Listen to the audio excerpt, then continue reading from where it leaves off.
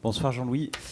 Je suppose que vous devez être extrêmement satisfait de la victoire de ce soir. Beaucoup de matchs. Alors, bon, la seconde période, c'était moins bien, mais je suppose que vous êtes fier de vos joueurs de réussir à enchaîner comme ça. Fier de l'état d'esprit. On savait que c'était le 5e match au bout de 18 jours. On avait fait il y a 3 jours un match plein et surtout une première mi-temps où on était allé chercher essayer de faire la différence sur la première mi-temps. Aujourd'hui, le fait de ne pas pouvoir changer beaucoup de joueurs fait qu'on n'avait pas 90 minutes dans les jambes.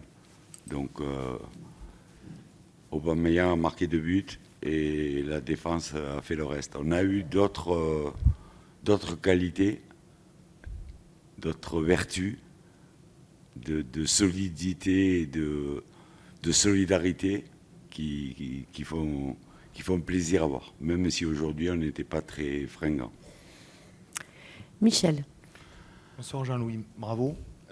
Est-ce qu'à la fin du match, évidemment, on retient la victoire et donc bravo, mais est-ce que vous vous dites j'aurais peut-être dû faire un peu plus tourner, vu, comme vous le dites, la fatigue, et est-ce que vous pouvez nous rassurer sur Jonathan Klaus? Alors, avant le match dans le vestiaire, pendant que les joueurs s'échauffaient, il y avait Gigot, Klaus, Rongier, Murillo et Unai. C'est pas mal. D'accord. Donc ça veut dire qu'on a des joueurs blessés. Les matchs sont très importants.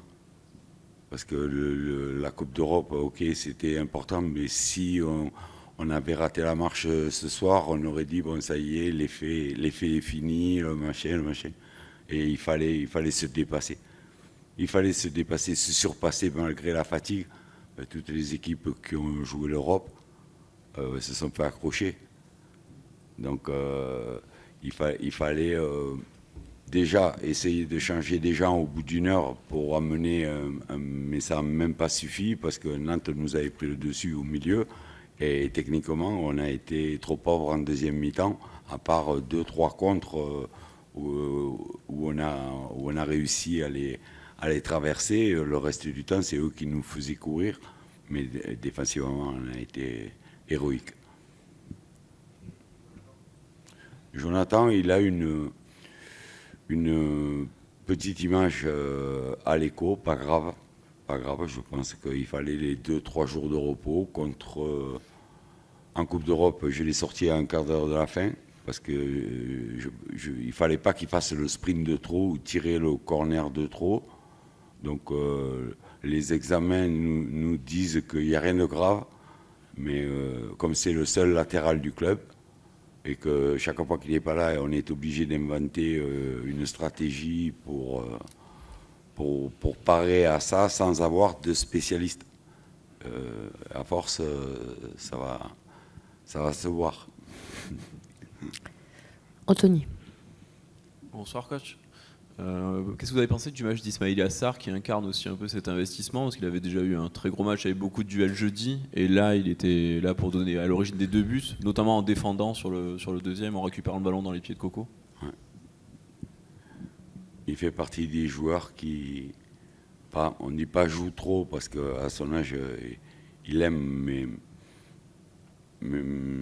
lui Aubameyang il mériterait à des moments de se reposer un petit peu. Mais ils sont tellement importants, ils sont tellement généreux que je les maintiens le plus longtemps possible sur le terrain jusqu'à ce qu'on ait fait la différence pour pouvoir les remercier du travail qu'ils ont fait. Jean. Bonsoir Jean-Louis.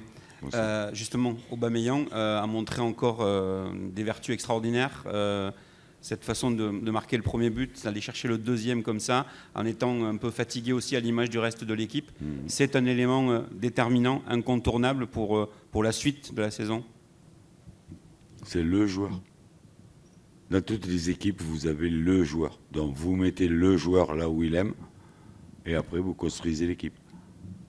C'est la personne qui nous fait bien jouer, qui marque les buts, qui s'il faut travailler, il revient travailler. C'est la générosité même. Mais c'est le joueur de l'effectif. Xavier. Ouais, bonsoir coach. Vous avez dit que vous aviez été héroïque défensivement. Bon, même si Samuel Gigot est blessé en ce moment, est-ce que vous tenez votre charnière centrale, Léo Balerdi et Mbemba, qui sont complémentaires, qui se font rarement prendre à défaut et qui sont plutôt intéressants dans tous les compartiments du jeu? Très bonne question. Je tiens ma charnière. J'ai 2 défenseurs centraux. Voilà.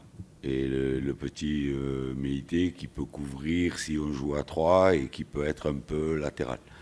C'est tout. Point barre. Donc j'attends Samuel avec impatience.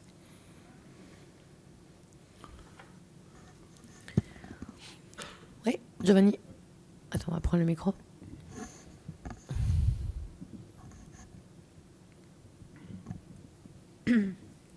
Jean-Louis, juste pour revenir sur l'arbitrage, parce qu'il y a Jocelyn Gourvenec qui était présent juste avant vous. Il était assez remonté sur...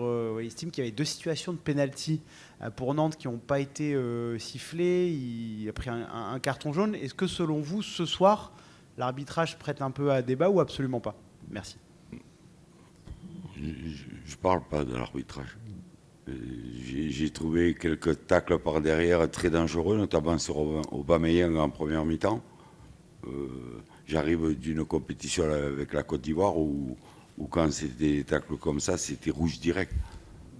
Parce que dès que ça touchait le tendon d'Achille, il y avait des risques de blessure. Donc on dira que l'arbitrage, ça va, ça vient, on le sait, on dit ça s'équilibre.